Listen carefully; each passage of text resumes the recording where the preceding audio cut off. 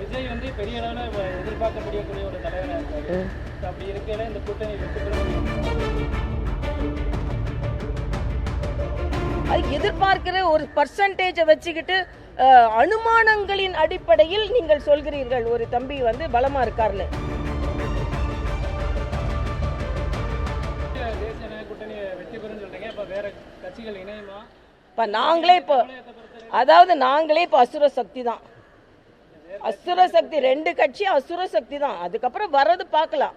வேற கட்சிகள் வந்தா அது மற்றவங்களும் அசரா சக்தியா போயிடும். அதனால தமிழகத்தில் இன்றைக்கு வந்து விஜய் வந்து பெரிய அளவில் எதிர்பார்க்கக்கூடிய ஒரு தலைவராக இருக்காரு. அப்படி இருக்கையில இந்த கூட்டணி வெற்றி பெற நீங்க எந்த இல்லை எதிர்பார்க்கக்கூடியதானப்பா. நாங்கள் எதிர்த்து பல மாநிலங்களில் போட்டி 21 மாநிலங்களில் வெற்றி பெற்று ஆட்சி செய்து கொண்டிருக்கின்ற கூட்டணி தம்பி. அது எதிர்பார்க்கிற ஒரு பர்சன்டேஜை வச்சுக்கிட்டு அனுமானங்களின் அடிப்படையில் நீங்கள் சொல்கிறீர்கள் ஒரு தம்பி வந்து பலமா இருக்காருன்னு. நாங்கள் அனுபவங்களின் அடிப்படையில், நாங்கள் ஆட்சியின் அடிப்படையில் நாங்கள் பலமா இருக்கோம்னு சொல்றோம். சதவீதத்தின் அடிப்படையில் நாங்கள் பலமா இருக்கோம்னு சொல்றோம். நாங்கள் தனியாகவே 11%, கூட்டணியில் 18%, அதிமுக ஏற்கனவே எல்லாம் சேர்த்து 35%, திமுகவுக்கு எங்களுக்கும் 1-2% தான் டிஃபரன்ஸு. ஆக இதில் தவறு அனுமானத்தில் நீங்கள் சொல்லிகிட்டே இருக்கீங்க. நாங்கள் அனுபவத்தில் நாங்கள் பலமாக இருக்கோம்னு சொல்கிறோம்.